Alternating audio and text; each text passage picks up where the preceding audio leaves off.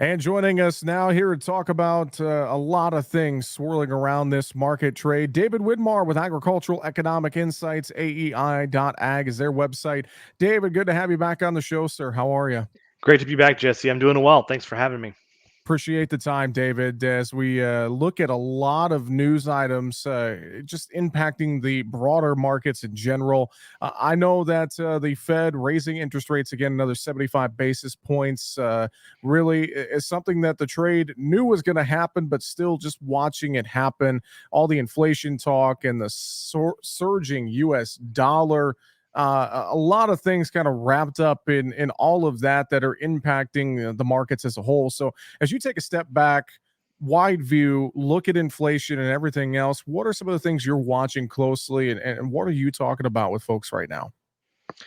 One of the things, Jesse, that we talked about at the beginning of the year with a lot of our growers and a lot of folks we work with is there's three interest rate questions.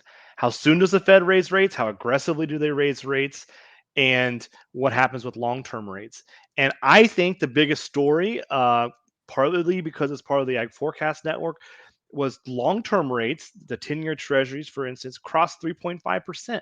So we have the highest long-term rates that we've seen in a while.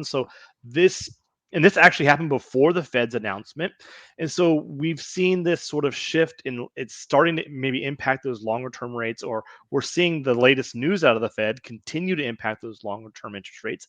I think it's often human nature to get hyper focused on the Fed's next meeting and what decision they're going to do. And is it 50 or 75 basis points? But oftentimes for us in agriculture, the markets are moving well advance of that announcement. And so we've seen these 10-year treasuries, they've been on a big change.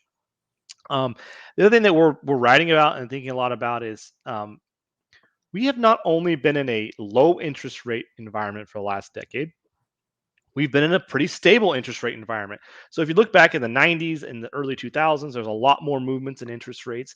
The Fed so far this year, in not even quite 9 months, about 6 or 7 months of movement, I guess 7 months of movement, has moved those short-term rates 300 basis points. That seems like a lot, especially if you look at 10 or 20 years of data. But if you go back to the 80s and the 70s, again, this goes back to this sticker shock as we've been in a pretty flat interest rate environment. We had a lot of changes back in the 70s and 80s. So not only were rates high in the 80s, they were moving them 7, 800, 900 basis points within a year. Big changes, changes that are bigger than the interest rates we're seeing today. So helping folks think through that. Well, David, I think as well, with everything going on in inflation and the dollar specifically, with us getting more new 20-year highs, I can't imagine what that dollar is going to do for agricultural commodities and exports as well. I mean, it's just going to make things that much more expensive when it comes to U.S. commodities, corn, beans, wheat, etc. I would have to think a sharply higher U.S. dollar, if it continues to rise, is only going to be a headwind for commodities. So yeah, Jess, I think it's really important to step back and say, why is the dollar important? And the dollar is important because if international buyers are buying U.S. goods or U.S. consumers are buying foreign goods, you first have to buy the local currency. So a grain buyer in China has to buy U.S. dollars or Brazilian reals before they buy those soybeans or those corn or that beef. And so when an exchange rate becomes more expensive, there's less purchasing power for a given quantity of local currencies. And so it adds. And what we've looked at is farm level prices here in the US are about what they were back in 2011, 12, 13, the last time commodity prices were high. But if you include some of the exchange rate impacts of that, buyers in Mexico or even Japan, they're facing a much steeper price. Those farm level prices look way higher today for them than it did just a decade or so ago. And so that could have some impacts. But I think the challenge here is every commodity has a unique trade environment. It depends on who we export to, what the exchange rate relationship between the dollar and that currency or that country is, but then also it impacts who else is selling those commodities around the world. So for soybeans, it's sort of China, the US, and the Brazilian real, right? Those three, you have to understand those three. Other commodities have a very different portfolio. And in fact, we looked at this. Maybe dairy and wheat doesn't have as much of a headwind as maybe soybeans and corn has had this year. But we'll see how that plays out. We've talked about this before. Our look take on this is corn usage has been pretty sluggish overall. It's not a bad story. It's just not a phenomenal story. And I think that's a really important thing to keep in mind. You had an interesting nugget you just said about wheat and maybe not as big of a headwind for wheat.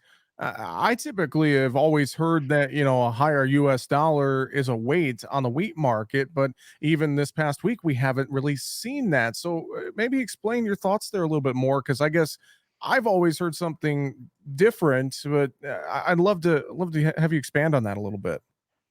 Jesse, I think this is exactly what's going on in the world. Is sometimes those rules of thumb don't work. They're not perfect. They're not golden rules. And so I think what we have here in this situation in 2022 is, yes, wheat has a higher dollar, but when you look at the competitors around the world, their exchange rates have had even more upward pressure. Right now, the exchange rate um, situation, the U.S. has a really strong valuation relative to other advanced economies such as the Mhm. euro. If you ever want to go on a European vacation, this is the time to do it. The euro and the dollar are at about parity.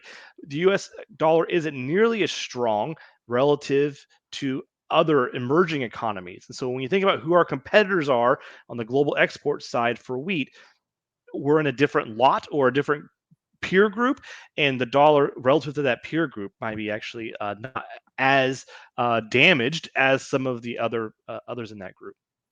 David, talk to me about cash basis. I'd love to get your thoughts on A, are you seeing cash basis kind of hold up in the countryside? And are you seeing those big differences we typically see maybe between regions, say East versus West? What are you seeing on the cash side right now?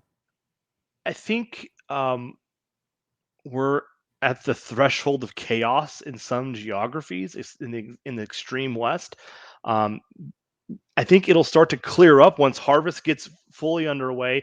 But we're hearing a lot of stories of in the Western Kansas, Western Nebraska, basis very, very strong. Maybe where they're 40 under historically, they're a dollar over. And so a big spread there. Um, and so producers are going to have to navigate that. I've been thinking about this as if the weather for part of the country was like a 2012 event. Now, in 2012, the whole country had a shortage. And so the futures price really ratcheted it up in there and rationed demand. And we just didn't send corn in a lot of places. This time around, we've got to figure out how to get corn that's in the east to the west, in the western parts of the U.S. And so these areas of the country where there's a lot of cattle feed that generally takes place, where they're going to need that cattle feed, they're sort of scrambling at the moment. We'll see how this works out. But producers who are used to, maybe 30 under, 40 under basis, if you're buying corn for your cattle that you're going to feed or you're selling corn, they've seen a lot higher basis here. Again, I think the extremes are going to start to back down, kind of like last spring when we saw wheat markets really shot up high and then it sort of settled back down. We'll see some of that settling, but I think throughout the winter here, we're going to see really strong basis in the West.